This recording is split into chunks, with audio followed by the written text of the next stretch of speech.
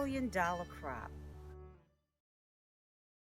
We're standing out here in this field, and to me, it looks like it is several hundred acres of cotton. Can't tell you where it is though. It's not quite, I would say, ready for picking at the moment, but it's almost at that point. It's still kind of green. Some of the leaves are green, but you could tell that this is a very good supply of cotton. And I remember when I was coming up, living on a farm in Lake City, South Carolina, we planted between 200 to 300 acres of cotton every year. We did it the hard way. We actually had to hand pick the cotton. It was grown in my family every other year, and the reason why every other year, cotton is something that you had to rotate. So you would rotate with soybeans or peanuts, and in our family, it was always with peanuts. And peanuts, what it does is that it brings nutrients back to the soil. And if you don't do it, what's going to end up happening is that you're going to have a very poor crop that year. But cotton is also used in fabric and clothing. It's kind of hard to escape it. It's also used in the currency. In fact, the currency is made up of about 75% of cotton. Sometimes, like if you leave the currency in your pocket and you put your clothes in the washing machine and it comes out intact, you say, oh my God, I thought it would have been all messed up. And it's not messed up because the cotton, it's in meshes, and so it keeps it intact. So cotton is not made from paper, as the rappers would say, give me that paper, give me that paper. It's really made from cotton. The seed of the cotton, if you were to take it out and wash it off thoroughly, it is good for upper respiratory problems like a cough or a cold or a flu. It's used as a tea. And then also it can increase the breast milk of a nursing mom.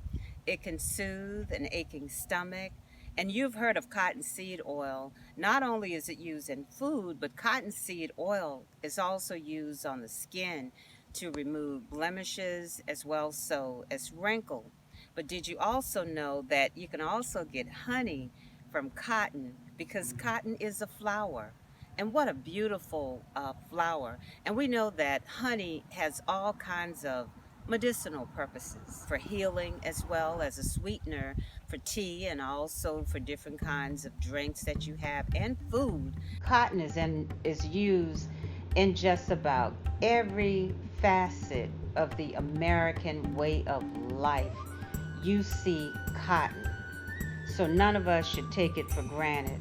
And yes, a lot of it was picked by my ancestors. And so this is in honor of you, the ancestors.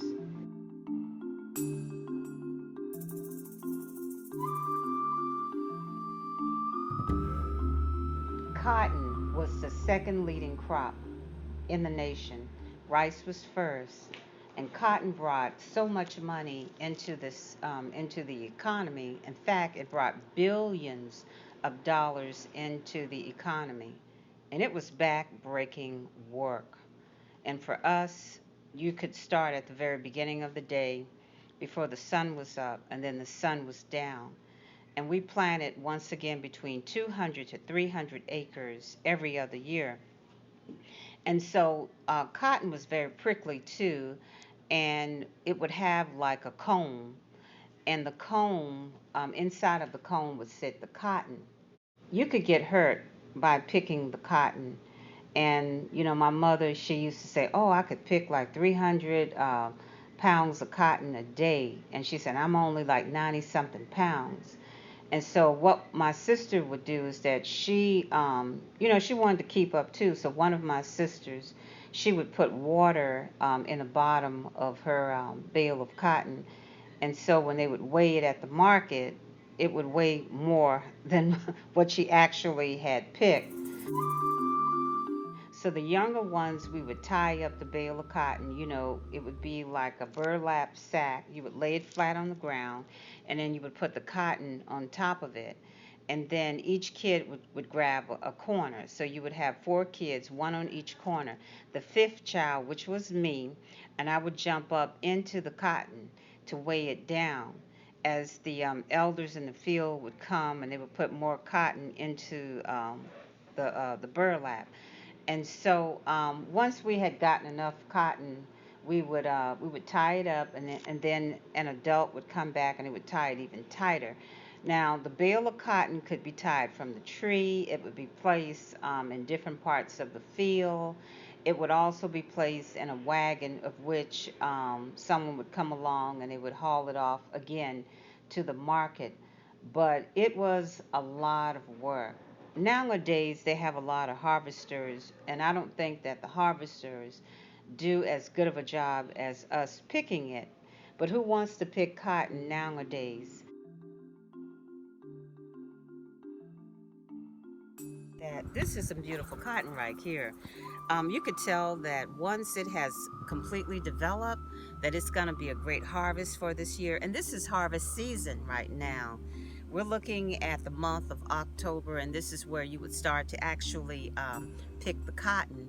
And this is a really, really big field that we're in, and there is a lot of cotton on each stalk that we're picking from.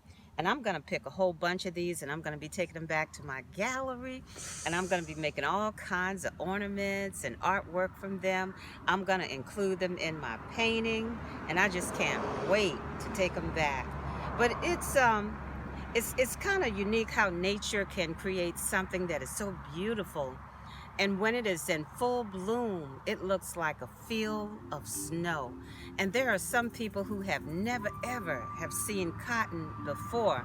And once seeing it, it's breathtaking.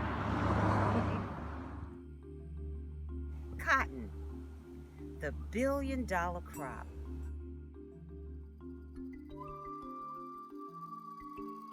Beautiful harvest this year.